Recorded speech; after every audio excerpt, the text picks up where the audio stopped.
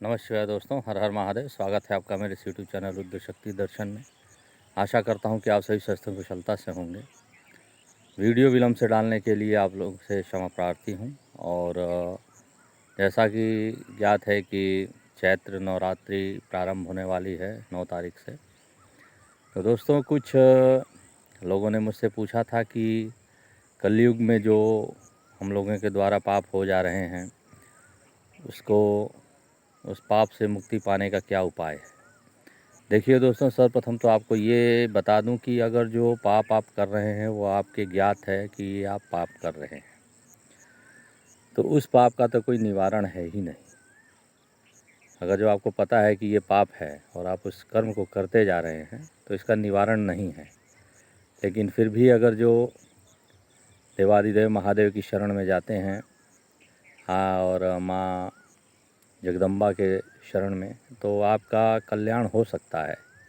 लेकिन अब इसका अर्थ ये नहीं है कि आप पाप करते रहें। पाप करने के पश्चात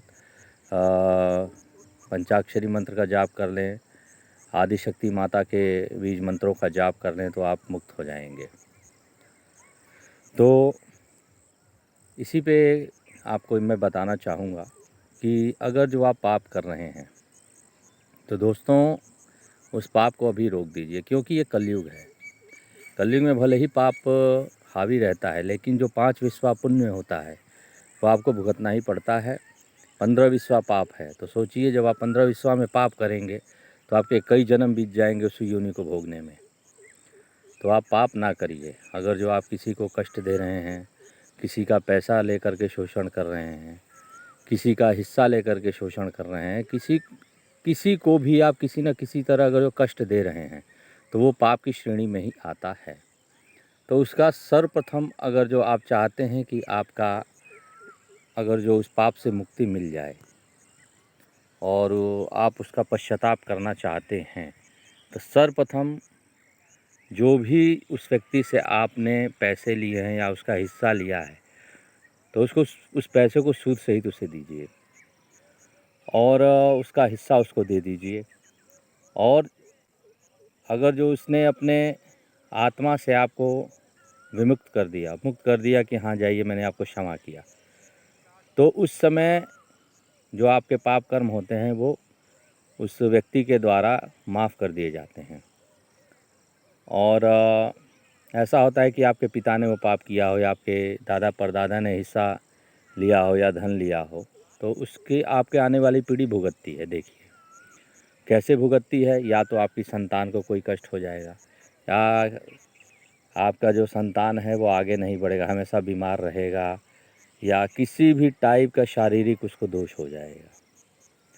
आप स्वस्थ नहीं रहेंगे, आपके जो पत्नी है वो स्वस्थ नहीं रहेंगी, आपके बच्चे स्वस्थ नहीं रहेंगे। कुछ ना कुछ ऐसा कारण होता रहेगा जिससे कि आप हमेशा ही पैसा रहते हुए भी कष्ट झेलते रहेंगे। तो इसका एक उपाय बता देता हूँ कि नवरात्र आ रहा है। आपने जो मैंने बताया शुरू में ही, जो भी आपके द्वारा पाप कर्म हैं आपको ज्ञात होते हैं दोस्तों, आप माने या ना माने, आपकी अंतरात्मा बताती है कि आप ये पाप कर रहे हैं। करना ये है कि अगर जो आपके दादा परदादा ने किसी का शोषण किया है या आपके पिता ने शोषण किया है या आप शोषण कर रहे हैं, तो सर्वप्रथम उस शोषण को बंद करिए। ये बहुत ज़्यादा होता है, हिस्सा ले लेते हैं, रुपए पैसे लेते हैं, यही 2 चीज़ होती हैं जिससे कि लोग भोगते रहते हैं पीढ़ी दर पीढ़ी।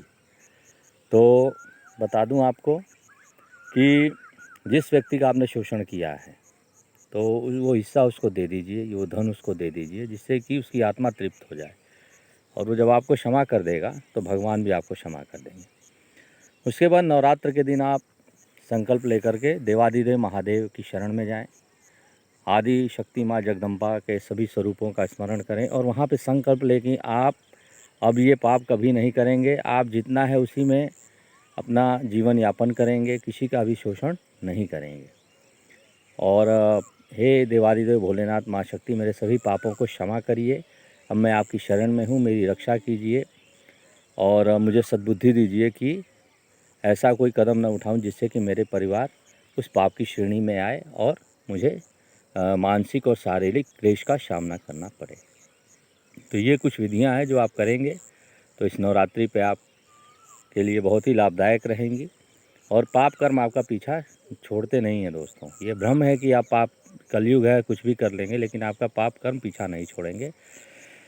अंत में आप मृत्यु के बाद प्रेत योनि को प्राप्त होंगे। प्रेत योनि में जो कष्ट आपको भोगने पड़ेंगे वो आपने स्मरण भी नहीं किया होगा कि वैसे ऐसे कष्ट आप भोग सकते हैं।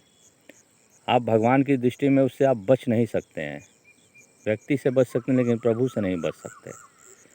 तो ये कुछ उपाय बताए हैं, जो आप करेंगे तो निश्चित ही आप कलयुग में भी सुखमय जीवन जिएंगे। बहुत अमीर धन से कुछ नहीं होता है, सभी कुछ यहीं पे छोड़ के जाना है। जिस शरीर के लिए आप पाप कर्म करते हैं वो शरीर भी चिता में जल के भस्म हो जाती है। उस शरीर को भी आप लेकर नहीं जा सकते। तो इन बातों को गांठ बांधिए और सर्वप्रथम इस वीडियो को अधिक से अधिक शेयर कीजिए, जिससे कि जो भी पापी हैं, अगर जो मेरी वीडियो देख करके कुछ सही रास्ते पर आते हैं तो मेरा ये वीडियो बनाना सार्थक हो जाएगा। तो इसी के साथ आशा करता हूँ कि वीडियो बहुत पसंद आएगी। अधिक से अधिक शेयर करिए, चैनल को सब्सक्राइब करते रहिए और ऐसे ही ज्ञानवर्धक वीडियो के लिए मेरे चैनल को देखा करिए आप लोग। धन्यवाद। हर हर महादेव। जय माता दी। जय भोलेनाथ।